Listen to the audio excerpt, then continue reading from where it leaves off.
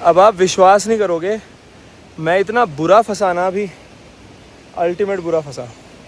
बाढ़ ने उस रास्ते को ख़त्म कर दिया बिल्कुल। वो रास्ता बाढ़ से ख़त्म हो गया, मैं गलत चला गया, मैं जंगल चढ़ा, फिसलन, डंडियाँ पकड़ पकड़ के मेरे को लगा रास्ता होगा, पहुंच जाऊंगा, नहीं पहुंच पाया। और हालत देखोगे, लेट लेट के आया हूँ, हाथ देखो कैसे हो रही है, देखो काले बिल्कुल। अगर आप अपनी जान जोखिम में नहीं डाल सकते तो आप ये नहीं कर सकते। आपको भगवान के दर्शन करने के लिए अपनी जान को जोखिम में डालना ही पड़ेगा। ये दिन मेरी ज़िंदगी के सबसे कठिन दिनों में से एक है और बड़ी मुश्किल से ये ट्रैक।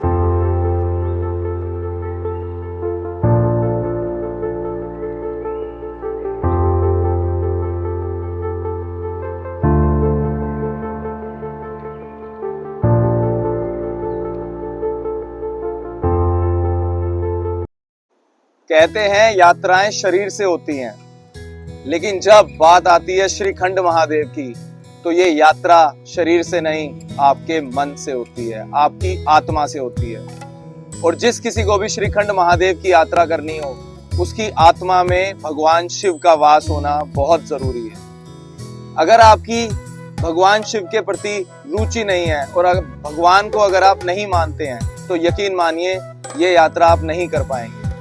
अगर आपके मन में भगवान शिव के प्रति विश्वास है, श्रद्धा है, भावना है, तो जरूर आपकी यात्रा पूरी होगी।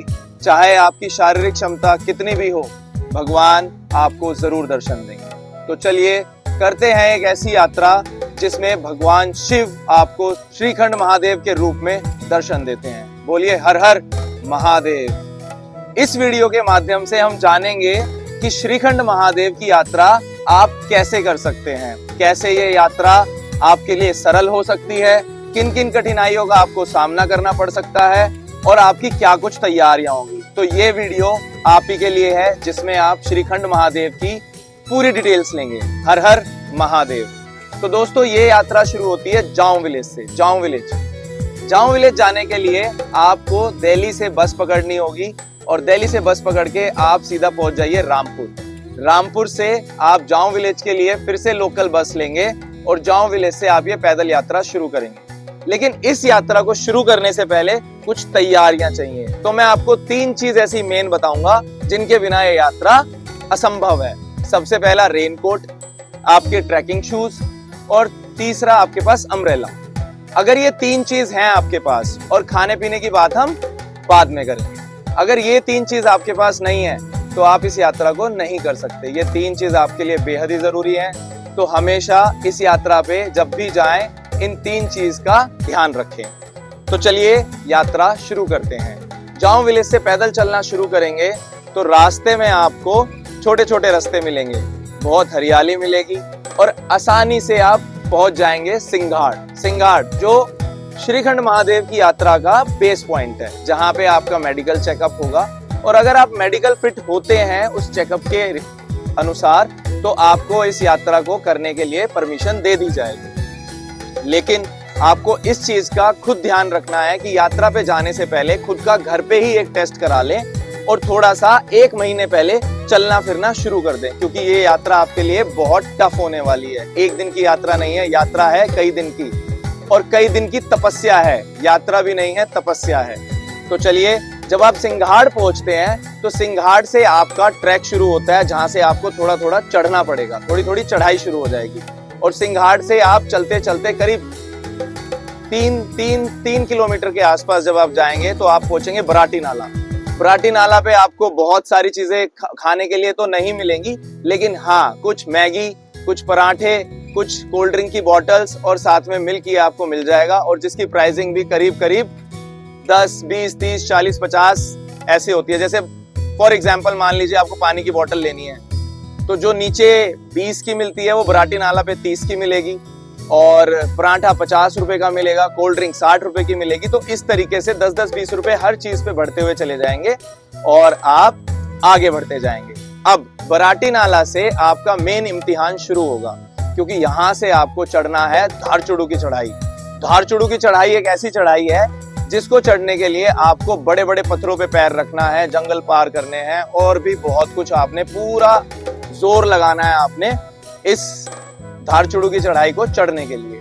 तो बराटी नाला से धारचूड़ू लगभग 10 किलोमीटर के आसपास है और इस बीच में आपको काफी सारे टेंट मिलेंगे, काफी सारी व्यवस्थाएं मिलेगी, जहां पर आप धारचूड़ू से थोड़ा मतलब ये लगा लीजिए कि खाने के लिए आपको बिस्किट्स वगैरह सब कुछ मिल जाएगा। खाने के लिए आपको छोटी छोटी चीजें जो एक यात्रा में अवेलेबल होनी चाहिए वो सारी चीजें अवेलेबल होंगी आपको।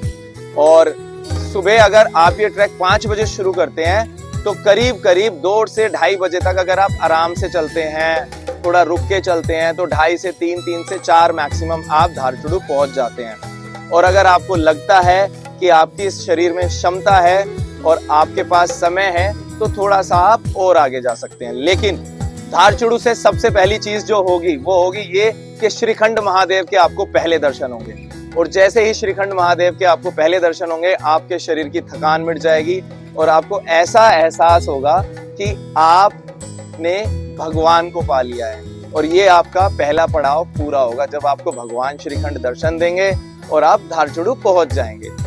तो फिर आप धारचूड़ू से चलेंगे आगे। धारचूड़ू से चलते चलते आप पहुंचेंगे काली टॉप। काली टॉप एक ऐसी जगह है जहां माँ काली का मंदिर है, जहां माँ काली आपको चोटियों पे नजर आएगी। मतलब ऐसा लगेगा आपको कि ये कितनी सुंदर जगह है। और काली घाटी करीब करीब 14,000 फीट की ऊंचाई पर है और वहां पहुंच करके आपको बहुत शांति मिलेगी। अगर आपने धारचूड़ू में स्टे लिया है तो आपको अगले दिन काली टॉप नहीं रुकना है। और यदि आपने काली टॉप में स्टे लेना है तो धारचूड़ू से आपको निकलना पड़ेगा। 2 घंटे आपको ट्रैक करना पड़ेगा और 2 घंटे चलने के बाद, आराम से चलने के बाद, 2 घंटे बिल्कुल आराम से चलने के बाद आप पहुंचते हैं काली टॉप। काली टॉप में रुकिए, काली टॉप में सोइए। मैं आपको ये रिकमेंड करूंगा कि आपको काली टॉप रुकना चाहिए, क्योंकि जितना आप एक दिन में कर सकते हैं उतना कर लेना चाहिए। शाम को 7 बजे तक अगर आप काली टॉप पहुंचते हैं तो वहां पे खाने पीने की पूरी व्यवस्था है। वहां रुकिए, खाना पीना लीजिए और आराम से रात को टेंट में सोइए। सुबह जल्दी उठना है, सुबह जल्दी उठिए। यात्रा में कोशिश कीजिए स्नान करिए। मैं हमेशा अपने दोस्तों से कहता हूं कि जब भी हम कभी किसी बड़ी यात्रा को करते हैं तो हमें स्नान करना बहुत जरूरी है। तो कोशिश कीजिए कि आप स्नान करें। सुबह सुबह उठिए, स्नान करिए। स्नान नहीं हो सकता तो पंच स्नान करिए, अपने हाथ मुंह पैर हाथ धो लीजिए और उसके बाद आप माँ काली के दर्शन कीजिए। और फिर वहां से थोड़ा सा आप सुबह सुबह एक ब्रेकफास्ट में एक आलू का पराठा खा सकते हैं, मैगी खा सकते हैं और उसके बाद आगे चलिए। यात्रा करते हुए मैं सबसे इंपॉर्टेंट चीज आपको ये बताऊंगा कि आपको पानी पीते रहना है और अपने साथ खाने पीने का सामान कैरी करना है। मान लीजिए कि यदि आप बिस्किट्स लेके जा रहे हैं, चॉकलेट्स लेके जा रहे हैं तो वो आपके काम आएगी। और आगे आगे जैसे आप जाते रहेंगे तो आपकी जो यात्रा है वो धीरे धीरे डिफिकल्ट होती रहेगी। उसमें मतलब आप ये लगा लीजिए कि सेकंड डे आपका थोड़ा लाइट रहेगा लेकिन थर्ड डे आपका बहुत डिफिकल्ट होगा। तो इसलिए पहले दिन में काली टॉप पहुंचिए। काली टॉप से फिर आप भीम द्वार जाएंगे। जब अगली मॉर्निंग आप उठ जाएंगे तो फिर आप भीम द्वार जा रहे हैं और भीम द्वार जाने के बाद आपको करीब करीब रास्ते में, भीम द्वार के रास्ते में आपको ग्लेशियर्स मिलेंगे। तो ये पहले ऐसे ग्लेशियर्स होंगे जहां पे आपको चलना पड़ेगा। मैं रिकमेंड करूंगा, मैंने आपको वीडियो के स्टार्टिंग में भी कहा कि आपके पास शूज होने चाहिए ट्रैकिंग प्रॉपर और वाटरप्रूफ शूज होने चाहिए। अच्छे शूज होने चाहिए जिनके अंदर ग्रिप हो, क्योंकि बारिश बहुत ज्यादा होती है। अभी तक तो सब कुछ ठीक चलेगा, पर जैसे ही आप पहला ग्लेशियर देखेंगे तो आपको लगेगा कि आपको पैर रखना है या नहीं रखना, क्योंकि ये रास्ता बेहद ही कठिन होता है। बारिश में फिसलन हो जाती है ग्लेशियर्स पे, पैर फिसलने का चांस होता है और एक बार अगर किसी का पैर फिसल जाता है तो उसके लिए काफी मुश्किल हो सकती है बचने की। पिछली बार लास्ट ईयर मतलब मैं आपको डराना नहीं चाहता, पर पिछली बार लास्ट ईयर ग्लेशियर टूटा और एक जो बंदा यात्रा कर रहा था वो पानी में जा करके गिरा नीचे और करीब करीब वो 2-3 घंटे तक उस पानी में फंसा रहा। रेस्क्यू टीम ने उसे बचाया और पानी में इतनी ज्यादा देर रहने के बाद उसको निमोनिया हुआ, फीवर हुआ और बचाने की कोशिश की गई पर वो नहीं बच पाया। तो इसलिए थोड़ा सा आपको संभल के चलना है और अपने आप को सबसे पहले आपने अपने आप को मानसिक रूप से बहुत स्ट्रांग रखना है, मेंटली स्ट्रांग रहना है आपने कि आप ये यात्रा कर लेंगे। तो जैसे जैसे आप आगे बढ़ेंगे आप यात्रा में, वैसे वैसे आप देखेंगे खूबसूरत झरने, सुंदर वादियां, खूबसूरत पहाड़ और साथ में श्रीखंड महादेव की कुछ झलकें आपको इस यात्रा में आगे बढ़ने का प्रोत्साहन देंगे। तो धीरे धीरे आप चलेंगे तो आप करीब करीब दोपहर के 2 से 2:30 बजे तक आप पहुंच जाएंगे भीम द्वार। अब भीम द्वार बहुत ही ब्यूटीफुल सी जगह है, मतलब चारों तरफ झरने गिर रहे हैं, बर्फ के ग्लेशियर्स हैं और बहुत ही शांति है वहां पर और मजा, मतलब मैं आपको क्या बताऊं शब्दों में, किसी किसी चीज को अपने शब्दों में कह पाना बड़ा मुश्किल होता है कि यार क्या बताएं भीम द्वार के बारे में। क्योंकि जब मैं भीम द्वार पहुंचा तो मुझे बहुत ज्यादा अच्छा लगा वहां जाकर। क्यों? क्योंकि मैंने लाइफ में पहली बार ऐसा एक्सपीरियंस किया कि जहाँ इतनी सुंदर वादियां हैं और मतलब अगर मैं ऐसे लाइन से देख रहा था तो चारों तरफ सिर्फ झरने दिखाई दे रहे थे। तो भीम द्वार बहुत सुंदर है। आप भीम द्वार पहुंचेंगे और भीम द्वार पहुंचने के बाद आपने मतलब ये लगा लीजिए 2 से 2:30 बजे तक आप भीम द्वार पहुंच जाएंगे, अगर आप काली टॉप से 10 बजे भी चलते हैं तो। अगर 2 बजे नहीं तो 3 या 4 बजे मैक्सिमम। 4 बजे भीम द्वार पहुंचने के बाद आपको आराम करना है और असली इम्तिहान आपका नेक्स्ट डे शुरू होगा। आराम कीजिए, खाना खाइए और कोशिश कीजिए जल्दी सोने की। अगर आप जल्दी सो जाते हैं तो आपको उठने में भी आसानी होगी। क्यों? क्योंकि रात को आपको 1 बजे उठ करके वो यात्रा शुरू करनी है। जी हाँ, ठीक सुना आपने, ये आपका लास्ट डे होगा, 3rd डे, जिसमें आप रात को 1 बजे उठेंगे और 1 बजे उठने के बाद आपको उस रास्ते पे चलना है जो रास्ता बर्फ के पहाड़, बर्फ पे मतलब इतना ज्यादा आप चलोगे कि आपको लगेगा कि ये, क्योंकि कैलाश, जब आप कैलाश की ओर बढ़ते हैं तो आपको बर्फ के अलावा वहां कुछ नहीं मिलता है। तो सोइए आराम से और अगले दिन सुबह 1 बजे उठिए और याद रखिए टॉर्च जरूर लेके जानी है आप, क्योंकि अगर आपके पास टॉर्च नहीं होगी तो रात को आपको चलने में काफी तकलीफ हो सकती है। इसको ऐसे मत लीजिए कि आप फोन इस्तेमाल कर लेंगे और आपका काम चल जाएगा। नहीं, आपके पास हेड टॉर्च होनी चाहिए, आपके हैंड फ्री होने चाहिए जिससे कि आप खुद को संभाल सको। कहीं कहीं पर आपने पत्थरों पे हाथ रखना है, कहीं कहीं आपने रोप पे चढ़ना है, तो इसलिए आपको ध्यान रखना है कि आपके हैंड्स फ्री हो, आपके हेड पे टॉर्च लगी हो। तो चलिए अब अपने 3rd डे की शुरुआत करते हैं और आज हम दर्शन करेंगे श्रीखंड महादेव के। 3rd डे की शुरुआत रात के 1 बजे हुई और वहां से हमने चलना शुरू करना है और चलते चलते हम पहुंचेंगे करीब करीब 2 से 3 घंटे चलने के बाद आप पहुंचेंगे पार्वती बाग। पार्वती बाग में माँ पार्वती का छोटा सा मंदिर है, उसके आप दर्शन करेंगे। करीब 4 बजे के आसपास आप पहुंच जाएंगे और फिर आप चलना शुरू करेंगे। 3 या 4 बजे पहुंच जाएंगे, उसके बाद आप चलना शुरू करेंगे और जाएंगे आप नैन सरोवर की तरफ। नैन सरोवर एक ऐसा सरोवर जो माँ पार्वती के अश्रुओं से बना हुआ है और भगवान शिव को बहुत प्रिय है वो स्थल और वहां से भी काफी लोग वापसी कर जाते हैं। मतलब नैन सरोवर तक आते आते काफी लोगों की हिम्मत टूट जाती है, जवाब दे देती है और वो वापस चले जाते हैं। इसलिए हिम्मत नहीं हारनी, महादेव का नाम लेना है और यात्रा को करते रहना है, धीरे धीरे चलना है। लेकिन एक बात ध्यान रखिए कि अपने आप को आपने ज्यादा भी पुश नहीं करना। अगर आपको लग रहा है कि आप नहीं कर पाओगे तो आप गिव अप करो, आप हाथ जोड़ो भगवान के आगे और कहो कि बस मैं अभी यहाँ तक कर पाया हूँ, नेक्स्ट ईयर आऊंगा और आगे चलूंगा। नेक्स्ट ईयर क्या पता भगवान आपको फिर बुलाएं और फिर दर्शन दे और फिर कोशिश करें आप, तो वो ऑप्शन ज्यादा बेटर है। अब इसके बाद आप नैन सरोवर से आगे चलते हैं तो ग्लेशियर आपको इतने ज्यादा मिलेंगे जिसमें आपको मतलब चलने में तकलीफ होगी। और हाँ, कई कई जगह आपकी ऐसी होंगी जहां आप ये सोचेंगे कि यार मैं पैर रखूं या ना रखूं, अगर मेरा पैर फिसला तो मैं कहाँ जाऊंगा। ये भी सोचने वाली बात है। तो इस वीडियो में आपको मैं कुछ ऐसे पॉइंट्स बता रहा हूँ छोटी सी वीडियो में जो बहुत ही जरूरी है। जैसे कि है कि कभी भी आप श्रीखंड महादेव की यात्रा करें तो अकेले ना करें, अकेले तो आपको कभी नहीं जाना है। कोशिश कीजिए एक पोर्टर ले जाएं आप अपने साथ। अगर आप अपने साथ कोई पोर्टर ले जाते हैं तो आपकी वो बहुत हेल्प करता है। मैंने देखा है कि जिनके साथ पोर्टर था, पोर्टर ने लोगों की बहुत हेल्प करी। और अगर मैं आज यहाँ पे जिंदा बैठा हूँ तो किसी एक पोर्टर की वजह से ही जिंदा बैठा हूँ आपके सामने। क्योंकि कुछ लोग कहते हैं, जैसे मैंने कुछ वीडियोस डाली हैं श्रीखंड महादेव की, तो किसी ने कहा कि यहाँ पे कोई इतनी भी बड़ी बात नहीं है कि ऐसा कोई इंसिडेंस हो जाए जिससे आपकी जान चली जाए। नहीं, मेरा पैर फिसला था ग्लेशियर पे और मैं नीचे की तरफ फिसलता हुआ गया। वो तो एक भाई थे, एक पोर्टर थे जिन्होंने मुझे देखा स्लिप करते हुए, वो मुझसे आगे थे और उन्होंने मुझे बचाया।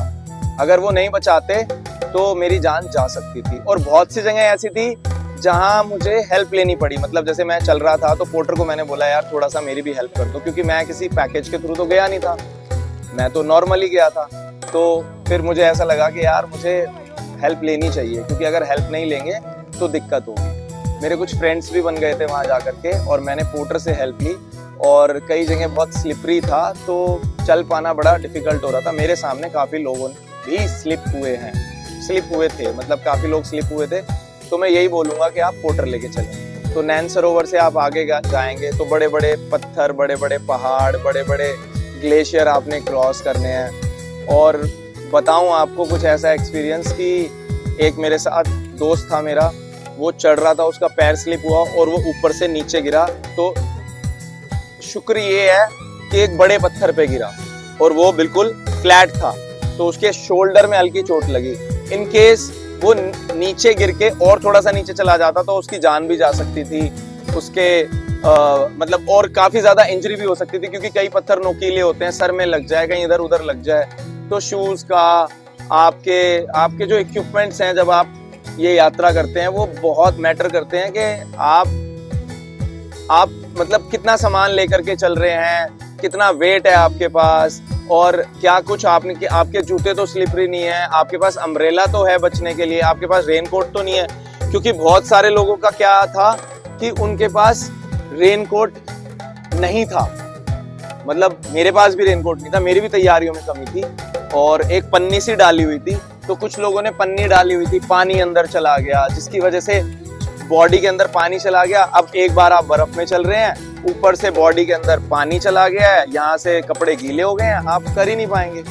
आपको लगेगा कि आप चलना चाहेंगे लेकिन आप चल नहीं पाएंगे, आपकी बॉडी अलाउ ही नहीं करेगी आपको आगे जाने के लिए। तो इसलिए अपनी प्रिपरेशन पूरी रखें, अच्छे रेनकोट्स, अच्छे शूज। मेरे साथ एक अच्छी चीज ये थी कि जब मैं ट्रैक कर रहा था, जब मैं यात्रा कर रहा था, तो मेरे पास एक अम्ब्रेला थी। तो उस अम्ब्रेला ने मुझे बहुत बचाया, मेरे को बहुत हेल्प करी उस अम्ब्रेला ने ऊपर तक जाने में, जिसकी वजह से एक छोटी सी पन्नी भी मैंने ऊपर जाके काली टॉप से ली। काली टॉप पे मुझे एक पन्नी मिली वो मैंने पहनी, अम्ब्रेला मैंने लिया, और फिर उसके बाद में ये यात्रा कर पाया। और जैसे जैसे आप ऊपर जाएंगे तो रात को आपने एक चीज ध्यान रखनी है कि एक रात पहले ही आपने अपने लिए कुछ पराठे पैक करा लेने हैं। सपोज मैंने 2 चीनी के पराठे पैक कराए थे, तो वो इतने हार्ड जाते हैं कि उनको खाना बड़ा मुश्किल हो जाता है। तो मैं आपसे ये भी कहूंगा कि उनको थोड़ा पहले खा लेना, ठीक है? तो अगर आप उन्हें पहले खा लेते हो तो वो ज्यादा बेटर है, बजाय इसके कि आप बाद में खाओ। बाद में आपसे खाए नहीं जाएंगे, तो इसलिए आप पहले खा लो। और ऊपर आपको कुछ भी नहीं मिलेगा, ऊपर आपके पास सर ढकने की भी जगह नहीं है। आपने भीम द्वार से जाना है तो वापस भीम द्वार ही आना है। अब सबसे बड़ी चीज क्या है कि श्रीखंड महादेव में जब आप ऊपर जा रहे होते हैं तो आपके पास टाइम लिमिट होती है कि आपने 12 बजे से पहले पहुंचना है। इन केस अगर आप 12 बजे से पहले नहीं पहुंचते और आपको लेट हो जाता है पहुंचने में, तो वहां पे कोहरा इतना ज्यादा हो जाता है कि आपको कुछ नजर ही नहीं आएगा। फिर आप वापस कैसे आओगे? क्योंकि वहां पे कुछ निशान लगे होते हैं, और इन निशान की वजह से मैं बहुत बुरा फंसा था, वो मैं अभी आपके साथ शेयर करूंगा। बहुत ही बुरा फंसा था मैं, थोड़ा सा जैसे डायरेक्शन पे गलत जगह चला गया था, तो जिसकी वजह से प्रॉब्लम होती है। और यही आपके साथ हो सकती है अगर आप श्रीखंड महादेव 12 बजे से पहले नहीं पहुंचते। तो 12 बजे उनके आप दर्शन कर सकते हैं, 12 बजे से पहले तक। अगर आप इनकेस 12 बजे के बाद पहुंचते हैं तो प्रणाम करें और आ जाएं, ज्यादा देर ना लगाएं वहां पे। फिर उसके बाद आप श्रीखंड महादेव के दर्शन करेंगे 12 बजे से पहले। तो शाम के 6-7, 12 बजे नहीं, मतलब मैंने जो दर्शन किए हैं वो किए 10 बजे। वहां से मैं निकला हूँ करीब 10:30 पौने 11, 45 मिनट के आसपास मैं वहां रुका था। और पौने 11 बजे निकल के मैं करीब 5 बजे पहुंच गया था नीचे भीम द्वार। तो आपको भी थोड़ा सा अपने आप को ये रखना है, थोड़ा सा टारगेट लेके चलना है कि हमें नीचे पहुंचना है जितना जल्दी हो सके। क्योंकि हाँ, एक चीज और है, क्योंकि अगर आप फंस गए और फंसने के बाद अगर कुछ ऐसा हुआ कि आपको नीचे उतरने में दिक्कत हो रही है, तो अगर अंधेरा हो गया तो बहुत प्रॉब्लम हो सकती है। मैंने खुद अपनी आंखों से 8-10 लोगों को ऊपर फंसे हुए देखा है। फिर रेस्क्यू टीम जाती है, उन्हें बचाती है और लेकर के आती है। और आपको बताऊं, अगर आपके साथ कोई मिसहैपनिंग होती है ना, तो आपकी कोई हेल्प करने वाला भी नहीं होगा, और अगर आपकी कोई हेल्प करेगा भी तो आपसे करीब करीब 50, 60, 70, 80, 90 हज़ार रुपए तक वो चार्ज करते हैं वहाँ के लोकल जो होते हैं। अभी पीछे कुछ लोगों की डेथ हुई है और लोगों से 60, 70 हज़ार रुपए की डिमांड की गई है, वो भी भीम द्वार से। अगर आप श्रीखंड से थोड़ा सा ऊपर की तरफ जहाँ पे बहुत ज्यादा हाई एल्टीट्यूड है, और अगर आप वहां फंसते हो तो फिर तो आपसे कहेंगे कि लाख रुपए दो, क्योंकि ना कोई घोड़ा है ना कोई खच्चर है, लोगों ने आपको नीचे लेके जाना है, तो वो अपने मुंह मांगे पैसे मांगते हैं। तो मेरी आपसे यही रिक्वेस्ट है कि जब आप ये यात्रा करें तो बहुत सोच समझ के करें। अब फिर मेरे साथ क्या इंसिडेंस हुआ कि मैं जब उतर रहा था, तो मुझे उतरना था, 3rd डे आप ऊपर जाएंगे, श्रीखंड महादेव के दर्शन करेंगे, फिर आप नीचे आ जाएंगे भीम द्वार, रात को भीम द्वार रुको, नेक्स्ट डे आप पूरा डाउन कर सकते हैं। तो 4 दिन में यात्रा आपकी कंप्लीट हो जाएगी। लेकिन साथ के साथ आपको एक चीज का और ध्यान रखना है कि आपको 1 डे एक्स्ट्रा लेकर के चलना है। अगर एक दिन आपके पास एक्स्ट्रा होगा, क्योंकि हमारे साथ भी ऐसे ही हुआ था, मैं जब भीम द्वार पहुंचा करीब शाम को 5 बजे बारिश होनी शुरू हुई, और उसके बाद लगातार 22 घंटे तक बारिश हुई, और जिस दिन हमने यात्रा की है, जिस दिन हमने दर्शन किए हैं, उस दिन भी बारिश थी। तो इसलिए मेरी रिक्वेस्ट है आपसे कि एक दिन एक्स्ट्रा लेकर के चलें। और जिस दिन आप भीम द्वार से दर्शन करने जाएंगे भगवान के, और अगर आप बीच में रास्ते में हैं और आप ये सोचेंगे कि आज मैं वापस आता हूं, मैं कल ट्राई करता हूं, तो ये पॉसिबल नहीं है, ये थोड़ी सी इम्पॉसिबल सी चीज है, ठीक है। तो इसलिए कोशिश करें कि जिस दिन आप ये डिसाइड करते हैं कि मैं आज कोशिश कर रहा हूं जाने की, तो आप दर्शन भी उसी दिन करें, चाहे आप लोगों की हेल्प ले लें वहां पर, ठीक है। तो 4 दिन में आपकी यात्रा हो सकती है, एक दिन आपने एक्स्ट्रा लेकर के चलना है। एक मेरे साथ क्या प्रॉब्लम हुई, लास्ट टाइम बाढ़ आई थी, भीम द्वार में बादल फटा था, जिसकी वजह से बाढ़ आ गई थी, और सिंघाड़ तक के रास्ते बिल्कुल बह गए थे। तो मैं गलत जगह पर चला गया, और गलत रास्ते क्या थे, जैसे मैं आया बराटी नाला से, तो एक रास्ता ऊपर की तरफ जा रहा था, एक सामने जा रहा था, तो सामने एक पत्थर रखा था जिसपे निशान लगा हुआ था, तो मैं उसी रास्ते पे चला गया, और रास्ते पे गया तो थोड़ी देर आगे चला तो देखा रास्ता टूटा हुआ था, कोई रास्ता ही नहीं था, इतना सा रास्ता था छोटा सा जो ऊपर की तरफ जा रहा था, बाकी ऐसे नीचे टूटा हुआ था। अब मैंने सोचा कि शायद यही रास्ता होगा और छोटा सा होगा, इसे पार करूंगा तो मैं पहुंच जाऊंगा, पर मुझे ये जरूर पता था कि मैं आया दूसरी जगह से हूँ, पर ये रास्ता क्यों आया मुझे समझ नहीं आया। और मेरे साथ एक चीज और हुई कि मेरे एक फ्रेंड बना था ऊपर, हर्ष, तो उसने मुझे बताया कि हम तो सिंघाड़ से आए हैं और वहां पे रास्ता थोड़ा सा खराब था, तो मुझे लगा शायद ये वही रास्ता होगा और मैं सिंघाड़ की तरफ जा रहा हूँ, तो ठीक है मैं इसको पार कर लूंगा। और मैं थोड़ा सा चला बड़ी मुश्किल से, तो आगे मुझे एक रस्सी बंधी हुई मिली, मैंने उस रस्सी को पकड़ा, मतलब चला गया, मैं थोड़ा ऐसे क्रॉल करके जा रहा था और बहुत दिक्कत हो रही थी मेरे को आगे बढ़ने में। थोड़ा सा क्रॉल किया, फिर देखा और है ऐसा, फिर क्रॉल किया, डंडियां पकड़ी, मतलब जैसे झाड़ फूस जो लटके हुए थे उनको पकड़ पकड़ के मैं किसी तरीके से आगे पहुंचा, और पेड़ों में पैर फंसा फंसा के मतलब लेटा हुआ हूँ, और मेरी बुरी हालत, मेरा बैग जो था, झाड़ ऐसे ऊपर गिरे हुए थे, बैग फंस रहा है उसमें पीछे, और मरने मारने वाली हालत हो रखी है बिल्कुल मेरी, और पूरा स्वेट मेरा, और मेरी ताकत कितनी ज्यादा लग रही है ऊपर खुद को खींचने में, बहुत ज्यादा। मैं मिट्टी में ऐसे पैर मार रहा हूँ बार बार कि भाई किसी तरीके से तो मैं ऊपर तक पहुंच पाऊं। फिर बड़ी मुश्किल से मैं एक जगह तक पहुंचा, तो मैं वहां रुक गया। मैंने सोचा अब मैं क्या करूं, ये तो खत्म ही नहीं हो रहा रास्ता, या तो मुझे पीछे जाना चाहिए, और पीछे जाऊं तो इतना आ गया हूं, तो मैं कंफ्यूज हो गया वहां जाके। तो फिर मैंने बाद में डिसाइड किया कि नहीं, मैं वापस ही जाता हूं, और मैं फिर उल्टा बैठ करके, लेट करके, बैग मेरे साथ, बड़ी मुश्किलों से, मतलब जान बचाई मैंने अपनी, और मैं बड़ी मुश्किल से उतरा। तो इसलिए मैं आपसे यही कहूँगा कि आप, मतलब आपके पास फिजिकल स्ट्रेंथ होनी चाहिए, आपको कब जरूरत पड़ जाए अपनी ताकत की ये कहना बड़ा मुश्किल है। यात्रा इतनी आसान नहीं है, कुछ लोग कहते हैं आसानी से हो जाती है, आसानी से आप कर सकते हो, क्योंकि हर किसी की अपनी शारीरिक क्षमता है ना। अब मेरी क्षमता जैसी है मैं वैसा ही तो करूंगा ना, जिसकी क्षमता जैसी है। अब मैं ये मानता हूं कि जो आम इंसान होते हैं वो मेरी तरह भी नहीं होते, मैं भी खुद को लगाता हूँ कि मैं भी चलो थोड़ा बहुत फिट हूँ, खेलता रहता हूँ या जो भी है, मैं थोड़ा फिट हूँ, तो मेरे लिए फिर भी इतना मुश्किल नहीं है। लेकिन अगर एक नॉर्मल बंदे की बात करूंगा तो वो इतना फिट नहीं है जितना आम हम सोचते हैं। वो क्या करते हैं, चलो जा रहे हैं तो उठते हैं बेड से और चल देते हैं, हम तो फिर भी थोड़ी एक्सरसाइज करते रहते हैं। तो इसलिए बहुत टफ है, लेकिन हाँ अगर आप मन से जाएंगे तो जरूर भगवान आपको बुलाएंगे। और मैं ये दावे से कहता हूँ कि मतलब अगर आप जाओगे तो जो आप जाओगे वो आप वापस नहीं आओगे।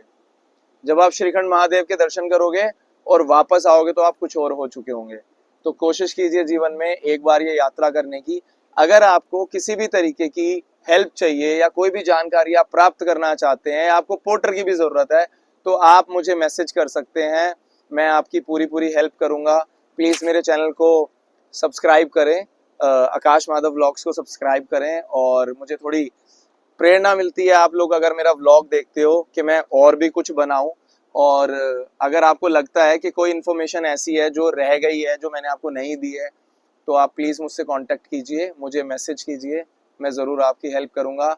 हर हर महादेव। अभी ऋषिकेश में हूँ, माँ गंगा के किनारे बैठा हुआ हूँ, और बस यहीं से लगा कि मुझे आपको थोड़ा सा बता देना चाहिए श्रीखंड महादेव के बारे में। हर हर महादेव। नेक्स्ट मैं किन्नौर कैलाश की यात्रा करूंगा, अगर आप मेरे साथ चलना चाहते हैं तो मुझे बता सकते हैं। नमो पार्वती पते। हर हर महादेव। जय शंकर की।